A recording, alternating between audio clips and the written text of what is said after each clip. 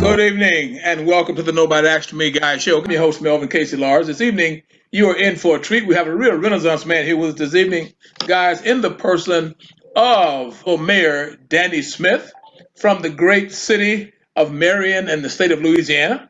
And there are so many things that the mayor has done. We're just going to share a snippet of those things before we get this process going. Now, the mayor was born and reared in Farmerville, Louisiana. He attended high school at Farmerville High School, and he did his college work at Northeast Louisiana. Now, also, he was elected as Union Parish Constable in 1979, where he held that position for in excess of 10 years. He was elected as a Union Parish Police Juror for District 2. He was also the president of the Union Parish Police Jury, and he served 8 years on the Marion Town Council, 4 years as a Union Parish School Board member from District 2 of Marion, Louisiana. On June 4th, 2020, he retired his position as director of the Union Parish Emergency 911.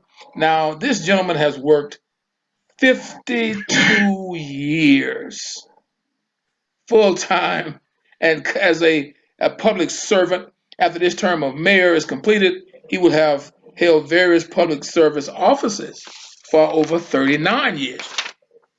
Now, also, he served on a number of boards. Currently, he serves on the Union General Hospital Board, Union Parish Emergency 911 Commission, Claiborne Electric Corporative Board, and the Union Parish Sales and Use Tax Commission. He's also, guys, a music person. And I say that sarcastically when I say music person, but I'm going to tell you specifically what he does. He leads music, led music, in 6 different churches. Beginning in 1968 at Crossroads Baptist Church. He's presently the music minister. He's the music minister at Day Springs Ministry in Ruston, Louisiana. But listen, guys, his greatest accomplishment, the mayor's greatest accomplishment, was to marry Miss Mary Ann McKinney, and they've been together 49 years. And we know statistically, they're saying now that marriages last an average of 8 years. So you guys can do the math. He's been married 49 years. Now, also, excuse me, he and Ann has a bed and breakfast, and it's a historic site. His home is 171 years old and counting, and it's on the National Registry of Historic Places. So talk about history, guys. He's a parent of 3 children, 6 grandchildren, and 8 great grandchildren. And I'm going to step out here and get the mayor in trouble. Now, I'm assuming that his oldest great grand celebrated his 15th birthday on Tuesday, which sometimes may indicate that might be the favorite. That's why I said I might get the mayor in trouble. But listen, we want to wish that young person a happy birthday. Not sure if it's a male or female, but we do want to wish them a happy birthday. Ask for special guests. And our special guest this evening is one Dr. That name may sound familiar, Daniel Smith, which is the son of our Mayor Danny Smith. And we will ask Daniel if he doesn't mind to share a little bit about himself with us and tell us a little bit about his dad, as well as our great friend. You guys have met him on numerous occasions, Dr. Dunn Cincone, world-renowned artist. And we remind you guys all the time that if you're a Dick Van Dyke fan and you've watched the movie classic The Art of Love, all of those paintings in there, of course, are done by Dunn Cincone. And we'll talk more about that in a minute. Right now, and the entire show is dedicated to Mayor Danny Smith. Mayor Smith, good evening, sir. Good evening, Melvin, and thank you so much for allowing me to be on your show. Mayor Smith, the pleasure is certainly ours. However, I would like to, if we can pass the mic just for a second over to Brother Daniel. And Daniel, if you can just say a little bit about your dad and share with us a little bit, we certainly appreciate it. Gosh, everybody, it's remarkable to hear the list of my father's accomplishments and his longevity.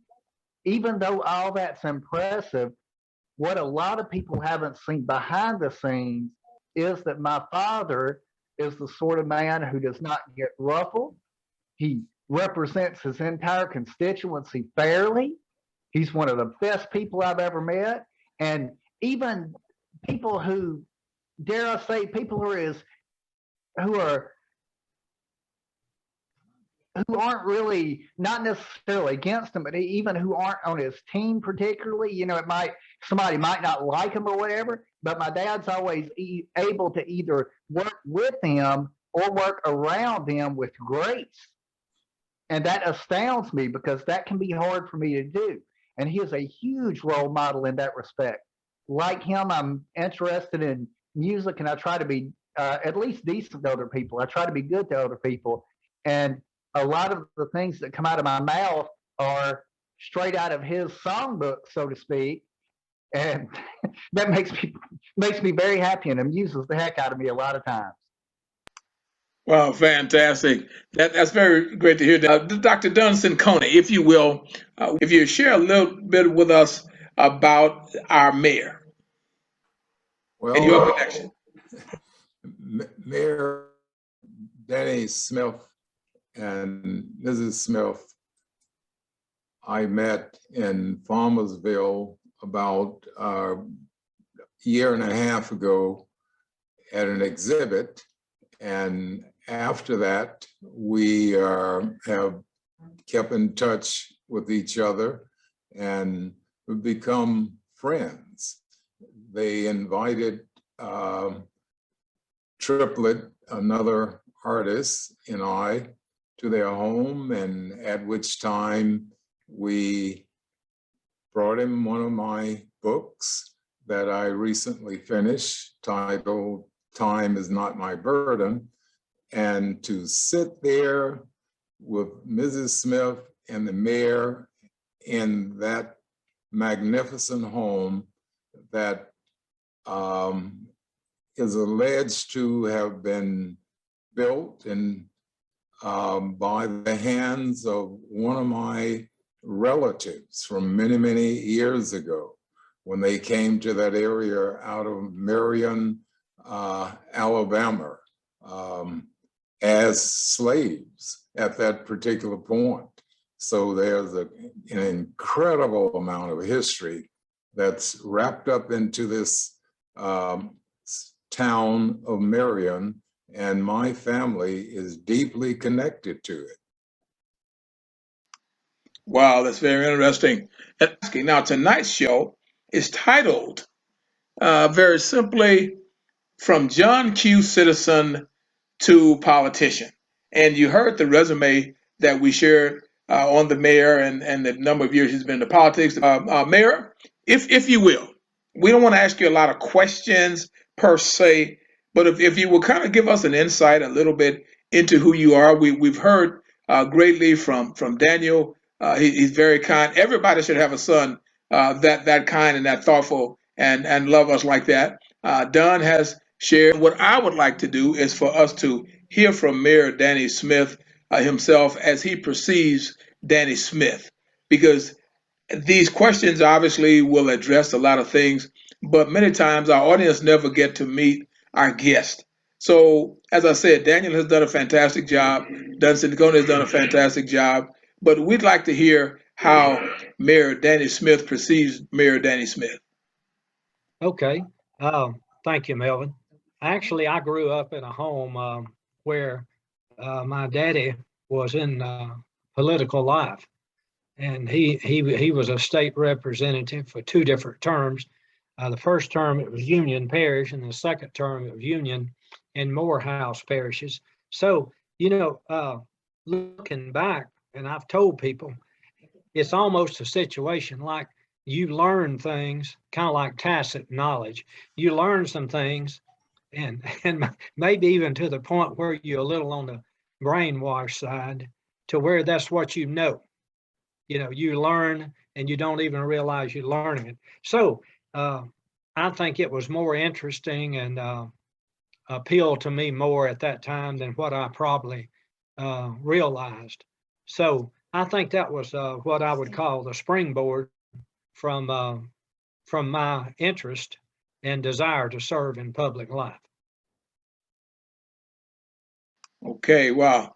That certainly is a mouthful, because many of us know that sometimes we do not identify with ourselves and try to get things to move forward. And certainly you're doing that, not only from what Daniel has said, but information that we've read concerning Mayor Danny Smith, and information that Dunstan Coney has shared. Now, Mayor, as we move forward, if you will allow me, if we can talk a little bit about, some joys of being a parent, and a grandparent, and a great grandparent, because we really want the people to get to know Mayor Danny Smith.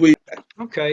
Well, obviously, one of the greatest joys of being a parent, grandparent, or great grandparent is to see each one of these succeed, and that their accomplishments. So when you see that, whether it's college, and they select on what they want to do and what their major is, and then when you watch them, just like Daniel, uh, you know, that he just constantly kept pursuing his educational goals. And it was very, very rewarding to see that. But also, as you know, that plays out in sports or 4-H or any other area that a certain child decides to go in that direction. As long as that's something that is rewarding to them, that they grow, it's a challenge to them. That's you share that same feeling with each one of them. That same joy. I have often heard, I have no grandchildren, I must say to everyone on this platform, but I've often heard that parents are just spoilers of grandchildren. Now, are you guilty of spoiling your grandchildren? Probably somewhat, especially when they're real young, when they're small. There's a certain appreciation for that. Maybe your life you're a little more mature, you've lived a little longer, and you're in a position, I think, where you can just sit back and kind of take that in, and kind of appreciate and treasure that moment. Maybe not quite as busy as you once was, and also that the main responsibility with those children are still with their daddies and their mothers also. Most definitely. Now, you and I had some light conversation, and we talked about some of the things that we discussed tonight. And I know that all of us have questions about life as human beings. And let me preference this by saying is that I have a statement that I share with everyone that I know, and even the show pretty much is kind of named after that, because I always say nobody asked us, and I named my show the Nobody Asked Me Guy show, because there's so many things that happens as we transition through life, and you touched upon that about things that we are taught, and many times things that we're being taught and we're not aware that we're being taught, and which brings us to this question. Now we know that Marion, Louisiana, like I was born and reared in Bossier City, Louisiana, live in Caddo Parish, etc. Many times people talk about their lives and the way we were reared and how things impacted us, not only individually but racially. Will you kind of share with us and describe your racial conditions and relations during your teenage years? I will be glad to, Melvin. And I have discussed this topic some with Don previously, but when I went to school, well, even when I was growing up, I was in a community that was actually so tight that my mother's side of the family basically owned all the property. That family owned all of the property. So it was family owned for miles. It's obvious it's not that way now, but back then, and so when you get a community like that, it's a very tight, guarded type situation. Also, that's that you just kind of your social life has to do with your cousins and your relatives and your friends and neighbors, and it's all one family. And what I'm saying and going with this is, it was just all whites in the community where I grew up, solid, all whites. And I was telling Don the first time that I was around people of color was some good friends of ours and neighbors. He was a wood contractor, and he had a pulpwood trucks. And my brother and we would slip off and we would go down and watch these guys load pulpwood on a truck. Now, they loaded it with a wood hook, and they would push it up with their arms, out in the hot sun. And I remember there was 3 of those guys, and either myself or my younger brother told one of them one day, we looked at them and the sweat was rolling off of them, and their muscles were shining and their biceps were huge. And one of us told them, said, you know what? When we grow up, we want to be just like y'all, was our response to them. And one of them looked at us and said, no, you don't want it. You don't want this. They said, all this takes is a strong back and a weak mind. So, and we would ride to the mill in the truck with them. And that was a big, big deal to us. And I think to them too. Looking back, I think to them too. But it was just that, and all through my high school years, there was no integration.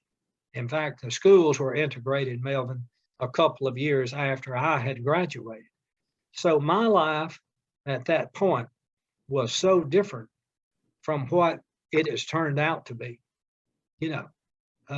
What I mean is, anytime you have these public offices, you're exposed to everybody. And that happens instantly too. And that has worked very well for me. I just treat others like you want to be treated. And it's simple concepts to me. But I hope that kind of answers, what you was asking me there about our childhood.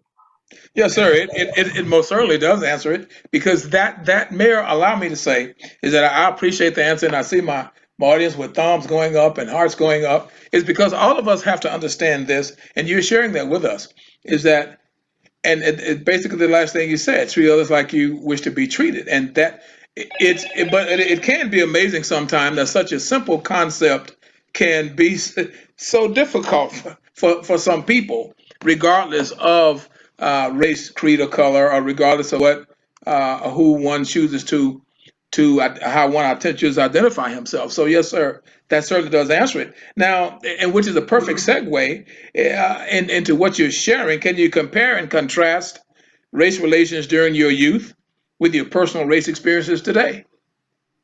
I think I can. During my youth, we would go to some restaurants in Farmerville, and we were not even aware at that time that part of that restaurant was reserved for whites and part of it was reserved for color, until one night we would hear laughing and talking and other voices. And I remember one night I asked the owner, I said, who is over there? And of course his answer was, that's a section for the colored community to eat over there. And so, and that surprised me. I mean, I just hadn't thought about that at all, in my thinking. But now, contrast that to where I am now, some of my best friends are people from whatever race they're from. It doesn't matter at all to me. It doesn't matter if it's Asian. It's just we're people. And this, Melvin and Don and Daniel, y'all know this too. But people pick up very quickly, more than what some people may realize, on if you're speaking at them or if you're speaking to them. There's a lot of difference in how we address one another. And I realized that, I think, pretty early in my life, that you just, the way you address people, if they can perceive if you're genuine or if you're not, if it's a fake. Very, very, very, very well put, Mayor. You're absolutely right. And dare I say, as we move to the next question, is that people seem to not realize that is that even when and you said it so well, is that you've already street vernacular in some of the African American neighborhoods is they say, well, I already peeped you. And that's what people do not understand many times is that they've already been peeped. And you said it. They know exactly if you're talking to them or if you're talking at them, etc. So that was very well put. Now, having been in public light for 39 years, can you share some of the rewards of holding public office for that length of time? Yeah, I think the main rewards are when you see you can see real progress, whether it's a fire station or fire stations in areas where there were previously no fire stations, whether there's you know setting things in place to where things are being done fairly and equitable, very consistently, and doing the right thing, like independent,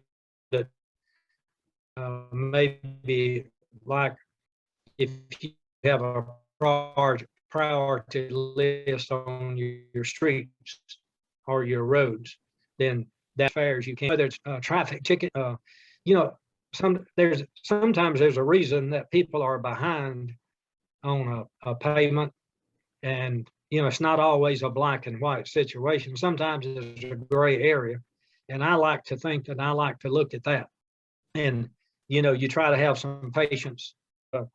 It's an opportunity to work with somebody to really help them through a period of time where they need help, or it's a teaching moment, even with a traffic ticket, that you can't waive that ticket, but yet you want that particular person to just get it cleaned up, put it behind them. Don't do that again. Those kind of things, or even where you can extend the time where something can be paid. But the bottom line is it's helping and seeing things improve, whether it's in your town or improving the lives of your residents also. Fantastic. Well, listen, let's get to an area that was great what you shared, but I want to get to this 50 years of music. Now, I'm gonna go on record, Mayor. I love music. I've been blessed to have personal friends and family members that are professional musicians. As a matter of fact, when I retired as a principal, I thought I wanted to go into the music business. I think I watched too many movies because I lost a small fortune trying to be music manager. So let's let's talk about let's talk about the 50 years that you've done. We know that you're currently a minister of music. So we want to hear about this glorious 50-year music career that you are currently involved in. Well, that actually started, and I've told people this before, in the community where I grew up. It was the church that we were involved in. People loved to sing, and they were very they weren't timid at all about that. They're very uninhibited. They loved to sing, and we would have competitions with neighboring churches, another 2 or 3 churches, and it was a thing that that you looked upon as an honor. If you got to sing, or if you was asked to sing, or even as a child, I wanted to be in the choir, with the adults, and they were open to that pretty soon too. They would let a child walk up, and if they showed that interest, and you could, I guess, carry a tune, they would welcome you with open arms. And so that's where that springboard came from. And then you always, too, you'll have people in your life. I'm sure you and Don and Daniel saying the same thing.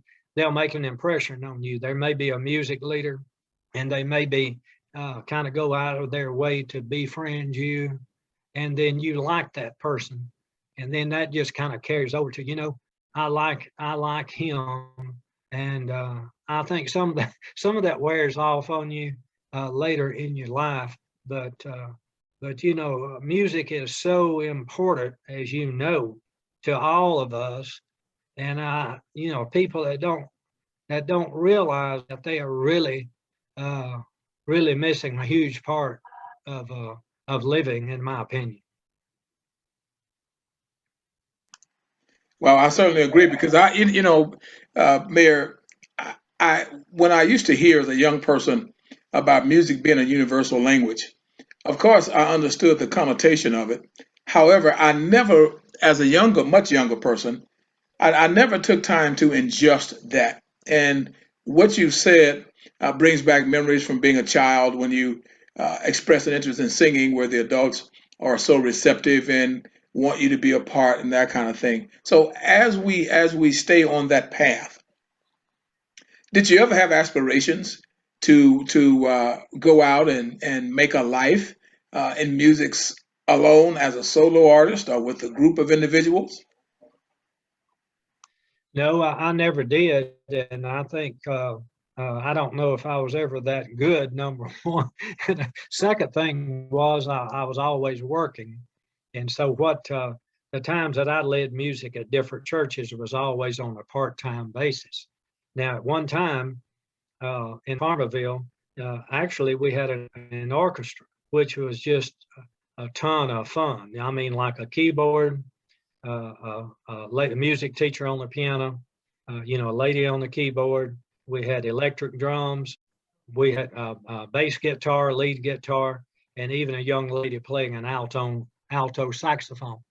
And that was the closest thing to me as far as being a career. That was just a lot of fun and very rewarding to me. Now, I know your influence go far and wide. Daniel, in his earlier explanation, as he was sharing his admiration and love for you, Daniel mentioned music as well, and how he finds himself sometimes singing those songs that he heard, I'm sure, coming from you because he shared that. At any point, was it ever your intent to have your children really form a musical interest, or do you feel that it was just something that transpired because of maybe in their DNA coming from dad?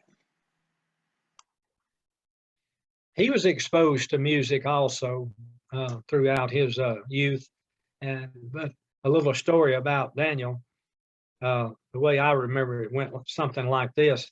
He found a guitar, I mean a little toy guitar somewhere in the attic or wherever. And he drug that thing around for a week or so. And so I mentioned to my wife, have you noticed him uh, dragging that guitar around? And she said, yes, I have. And so we talked about providing music lessons for him.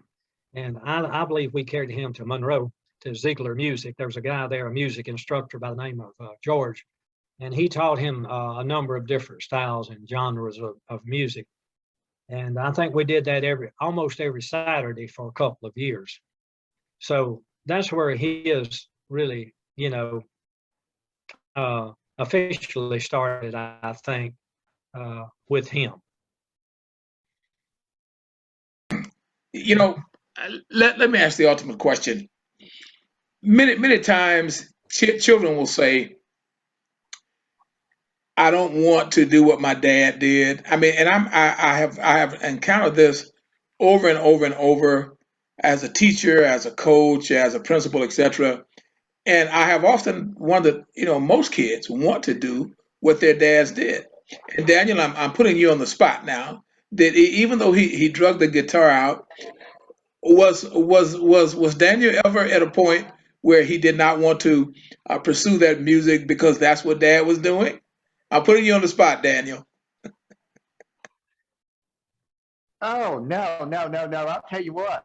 Not only was Daddy a huge influence, not only did I see him sing at church and he'd like keep time with his hands and all those kinds of things. One of my dad's close friends did the same sort of thing.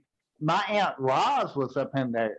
And Aunt Rosalind, my dad's sister, had apparently gotten taught stride piano in the style of Fats Domino from some cat in New Orleans. And y'all, my Aunt Roz, she'd get the Holy Ghost in that left hand and she'd start ding a ding a ding a ding a ding a ding a ding a ding a ding a ding like that. And she would sound Pentecostal in the middle of the Baptist church. It was admirable. And I thought, well, will you get a look at this?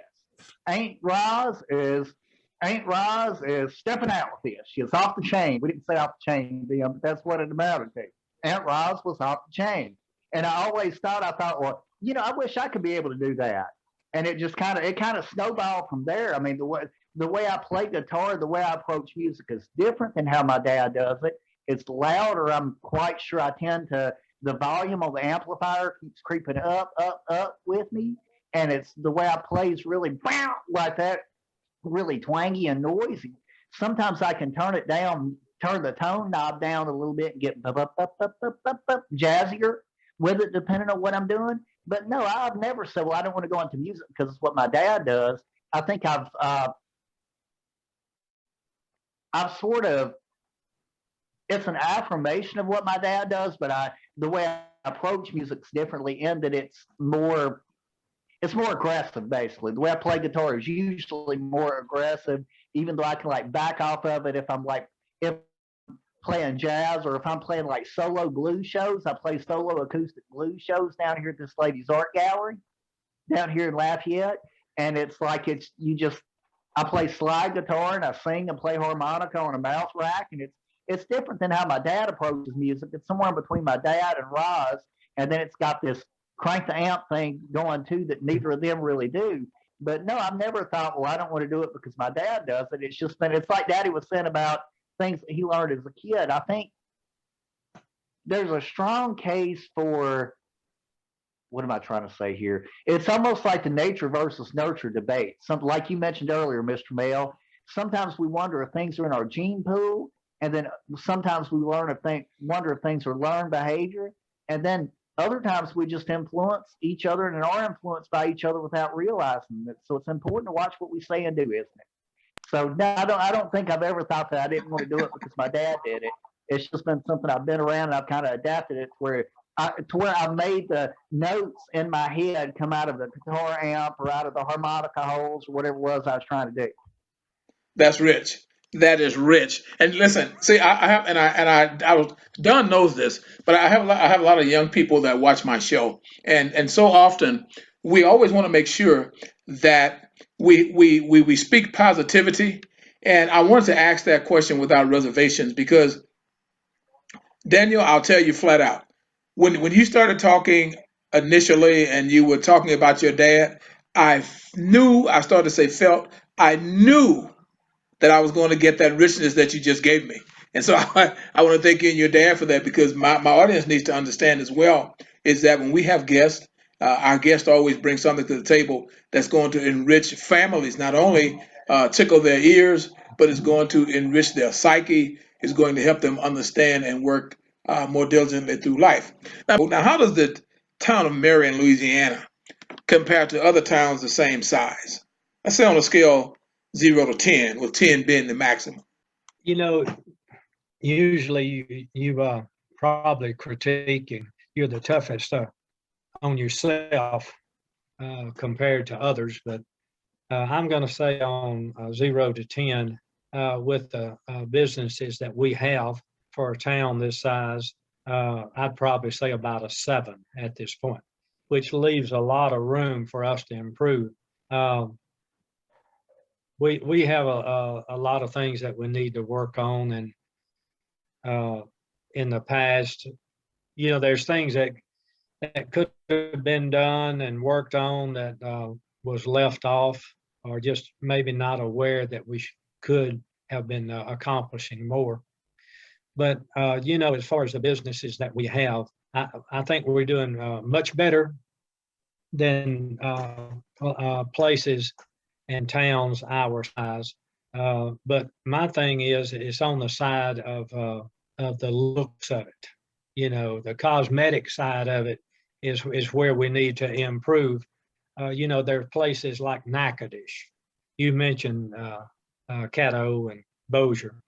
Natchitoches Parish, the town of Natchitoches, and Ruston are two places close by me that I think are very, very exceptional towns. And I know they're larger towns, but we can pattern ourselves and model them. And if we can kind of get to where we favor, even though we're small, we favor a Ruston or we favor a Natchitoches, with the street lights, flowers, and things of that nature of downtown parks, then, we'll be real successful, and it will enrich the lives of our residents. And plus, it'll be a totally different perception when people travel through or come to Marion, or when they're traveling through our town also. If Don or Daniel have some closing statements you might want to make or share with our mayor as we get ready to close, I'd appreciate it if you do that at this time. I think in the end that it's very, very important for us to surround ourselves with positive people.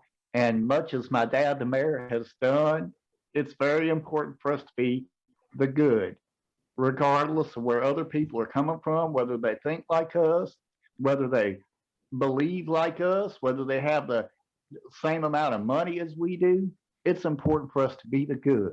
And my dad has done that. And I only hope I can be like that. And I hope this podcast has inspired other people to focus on the positive and to make positive differences in this sometimes tumultuous, but always beautiful world in which we live. That's what I have to say. Excellent. And I'll piggyback on that in that I have not known Mayor Danny Smith and Mrs. Smith for very long, but my family comes from that area. And growing up, I remember traveling through the town, going a little farther north to where my relatives lived.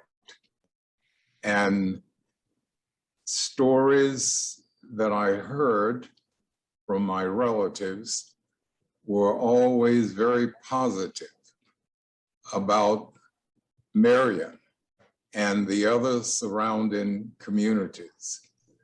And 2 years ago, almost, yes, 2 years ago, this past August, my family on the Will side, W-I-L-L, and my family name added the S to that. So I'm a Wills. They wanted to come to Marion. They had been in Orlando and California and Detroit, and everybody kept talking about, why don't we go to Louisiana, to Marion? And we put that in process and laid the plans for coming last summer. And there were some of my relatives, whom the mayor know quite well, who was living in China. And he came back. And their relatives from all over this country who were going to come to Marion, Louisiana. And that driving force is there because of people knowing people and relating to people where people were and are at any given time. And I'm convinced that the way that we treat people wherever we are, and I know this to be the truth, if you're warm to people and sharing with people and supportive of people, doesn't matter where you go or where you are in this country and other parts of the world. The people that will gravitate to your presence will be that same kind of person. And the mayor invited me to come and be a keynote speaker for a celebration of the May Hall. And the May Hall is a very rare fruit that only a select few people know about. And I happen to be one of those. And the mayor and his family and the people around Marion and this part of Louisiana, we know about that fruit. And when he asked me to do that, I thought within myself, how remarkable.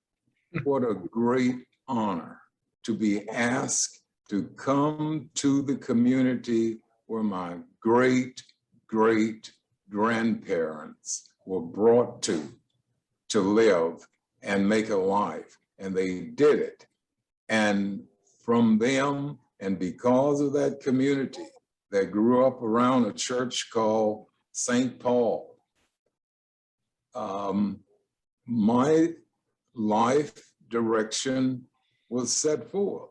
And as the doctor talked about it, and the mayor has talked about it, intuitively, we are being trained and don't even know it.